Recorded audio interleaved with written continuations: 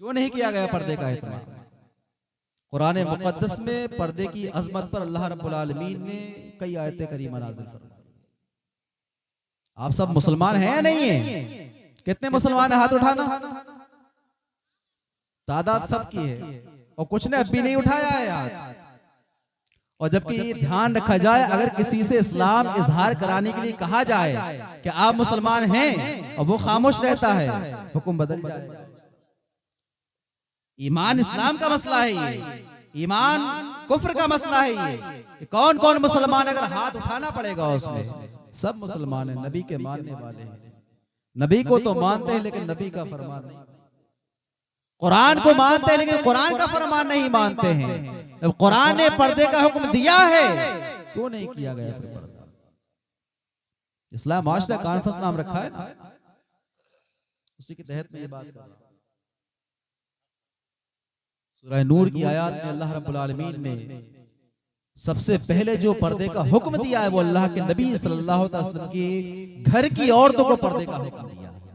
सबसे पहले वहां से, ये नहीं कि डायरेक्ट जो है मोमिनीन को, पहले वहां से औरतों को हुक्म दिया कि अपनी निगाहों को नीचा रखें, औरतों को हुक्म दिया अपनी शर्मगाहों की हिफाजत करें, औरतों को हुक्म दिया अपनी गिरेबानों की हिफाजत करें, वहां पर दुपट्टा डाल करके रहे अपने गिरेबान पर। औरतों को हुक्म दिया कि वो अगर जीनत करें तो अपने शौहरों के लिए, अपनी जीनत को जाहिर ना करें, अपने मेकअप को जाहिर ना करें, जाहिर करें तो अपने शौहर के लिए करें। अपनी खूबसूरती को, बनाओ सिंगार को अगर जाहिर करें, उन लोगों के लिए जाहिर करें कि जिन पर वो हराम कर दी गई हैं, जिनसे उनका निकाह हराम है, उन पर अपनी जीनत को जाहिर। मर्द और जन का इख्तिलाफ जलसे इसलिए नहीं होते थे, मैं ये 10-15 मिनट में बस यही मैं बता रहा हूं कि जलसे किस लिए होते थे, किस लिए होना चाहिए जलसे। बस मैं ये बात आपको बताने के लिए हाजिर हुआ।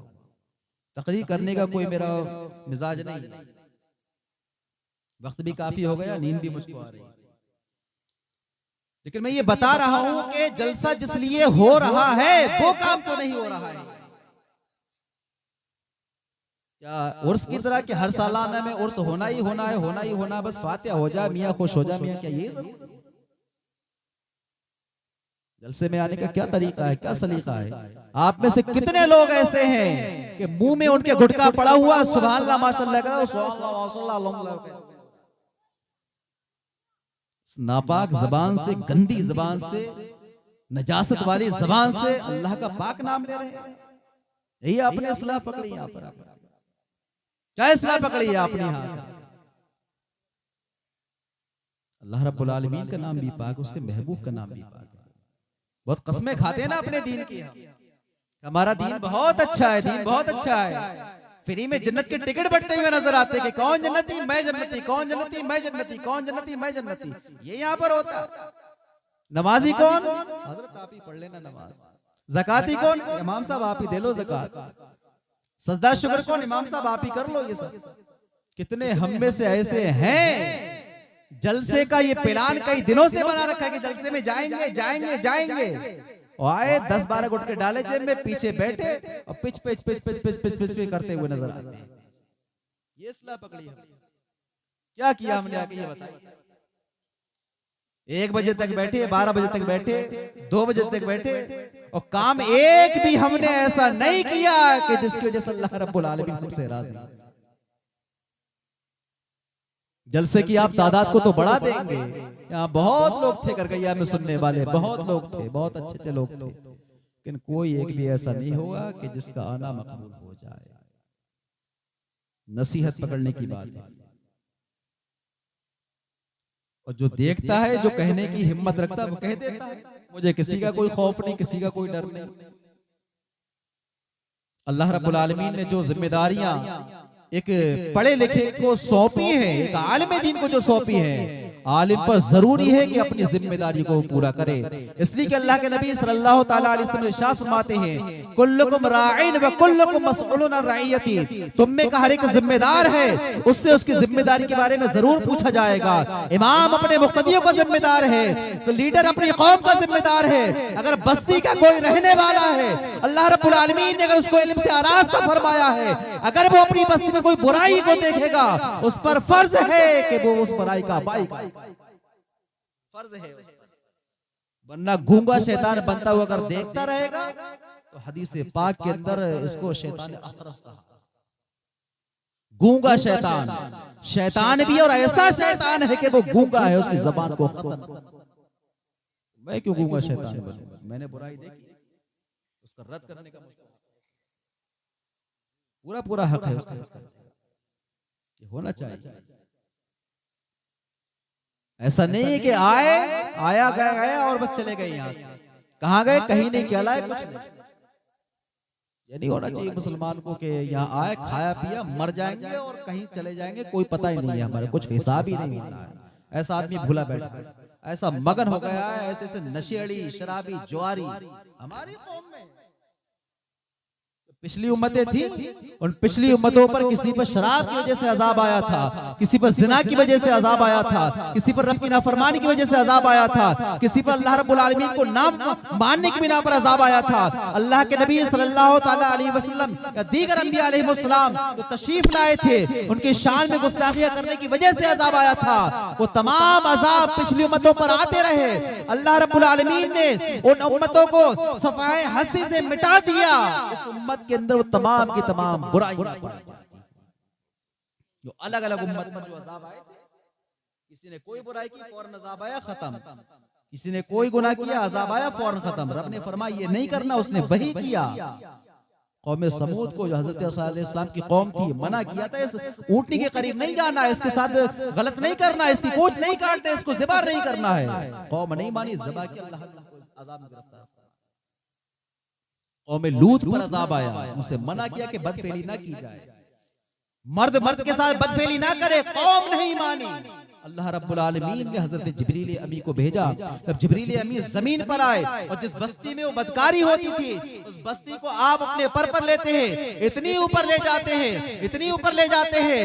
रवायत के अंदर ये आता है कि आसमान के फरिश्तों ने उस बस्ती पर बसने वाले कुत्तों की आवाज आसमान पर सुनी थी। अब आप अंदाजा फरमाएं कि कितनी ऊपर वो लेकर के गए थे, और फिर वहां पर जाकर के उस बस्ती को आपने ऐसे पलट दिया। जब पलट करके वो बस्ती नीचे आई है, अल्लाह रब्बुल आलमीन ने फिर आग के पत्थर उन पर नाज़िल फरमाए हैं। जिस जिस बदकार पर पत्थर पड़ता था, जान वही है दे जाता। ऐसे इस कौम में तमाम चीजें पाई जाती। शराबी इसमें देख लो, जारी इसमें देख लो, जानी इसमें देख लो, बदकार इसमें देख लो, रब के नाफरमान इसमें देख लो, रसूल के नाफरमान। काम है ऐसे कि हम जन्नत में जाए? मुंह उठाए जन्नत ही है, अब्बा की जन्नत है तुम्हारे, नाना छोड़ा, नाना ने टिकट ले लिया है, जन्नत का क्या हमारे? कुछ सहाबा इकराम आपस में हंस रहे थे, कहा लगा रहे थे। हदीस पाक के अंदर हदीस सुनाने लगा हूं, अल्लाह के नबी सल्लल्लाहु अलैहि वसल्लम का उधर से गुजर हुआ, तो आप जैसे ही गुजरे, आपने सहाबा इकराम का जब ये अंदाज देखा, आपका चेहरा मुबारक जर्द पड़ गया, जलाल के आसार आपके चेहरा अनवर से नुमाया हो। सहाबा इकराम पर सख्ता तारी हो जाता है। अल्लाह के नबी सल्लल्लाहु अलैहि वसल्लम जलाल में फरमाते हैं कि ऐ मेरे सहाबा, ये बताओ तुम इधर हंस रहे हो, कहा लगा रहे हो, क्या तुम्हारे पास ये बशारत आ चुकी है कि अल्लाह ने तुमको बख्श दिया? सहाबा इकराम लर्ज़बरंदाम हो जाते, हिल जाते। कौन? सहाबी रसूल, कि जिन सहाबा के बारे में मेरे रब ने फरमाया है वकुल्लम वादल्लाहुल हुस्ना, अल्लाह ने तमाम सहाबा से जन्नत का वादा फरमा दिया है। रज़ियल्लाहु अन्हु व रदू अन, अल्लाह रब्बुल आलमीन उनसे राजी हो गए, वो अल्लाह से राजी हो गए। वो सहाबा इकराम से अल्लाह के नबी ने, तुम हंस रहे हो कि तुमको ये मगफिरत का परवाना मिल गया है, तुम बख्श दिए गए हो, क्या तुम्हारे पास ही परवाना आ गया है? सहाबा इकराम हिल करके लर्ज़बरंदाम हो जाते हैं, कांप जाते हैं, अर्ज करते हैं या रसूलुल्लाह सल्लल्लाहु अलैहि वसल्लम हमको ये नहीं मिला। अल्लाह के नबी फरमाते हैं तो अब तुमको चाहिए कि तुम इसका कफ़ारा अदा करो, साहबा इकराम अर्ज करते हैं या रसूलुल्लाह सल्लल्लाहु अलैहि वसल्लम, अब जब हम ये इतना हंसे इसका कफारा क्या होगा? अल्लाह के नबी फरमाते हैं कि जितना तुम हंसे हो इससे कहीं ज्यादा रब की बारगाह में जाकर के रो, ताकि इस हंसी का तुम्हारा कफारा हो जाए। कितने ठट्टेबाजी हम दिन भर करते, कितने हंसते रहते हैं, कब्रिस्तान में जाकर के हंसते हैं, बातें खत्म नहीं होती है हमारी। अल्लाह के रसूल का जिक्र सुनने के लिए आए हैं। बहुत से तो नापाक भी होंगे, ज्यादा किसी की पोल नहीं खोलता। न जाने कितने तो बेनमाजी आए हैं यहाँ पर, कितने तो ऐसे हैं कि हज फर्ज हज भी नहीं कर रहे हैं, कितने तो ऐसे कि ज़कातें फर्ज हो चुकी है, ज़कात अदा नहीं कर रहे हैं वो लोग। किस लिए आते? मजे लेने के लिए आए हम जलसे के अंदर, किस लिए आए? कुछ खुराफाती ऐसे हैं, कुछ ऐबदार ऐसे होते हैं, कुछ मक्कार ऐसे भी होते हैं। कोई एक तो खुद नेकी करता नहीं है बेवकूफ, दूसरा नेकी अगर करता भी है तो फिर उसकी नेकी में टांग अड़ाना शुरू कर देता है। इसके लिए मत दो, उसके लिए मत दो, ये मत करो, वो मत करो। अल्लाह के नबी सल्लल्लाहु अलैहि वसल्लम फरमाते मन सन्ना फिल इस्लामी सुन्नतन हसना फलहु अजरुहा।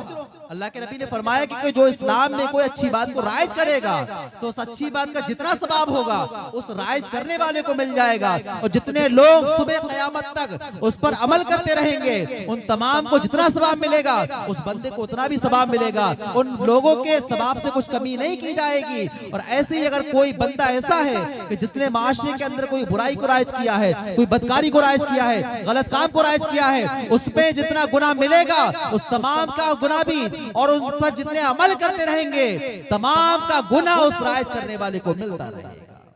उनकी गुनाह से कुछ कमी नहीं की जाएगी। जलसा करना अच्छी बात है, रब का जिक्र करना अच्छी बात है, औलिया का जिक्र करना अच्छी बात है। पहले जलसा नहीं होता था, कई 2-3 साल से ये जलसा जो है होने लगा है।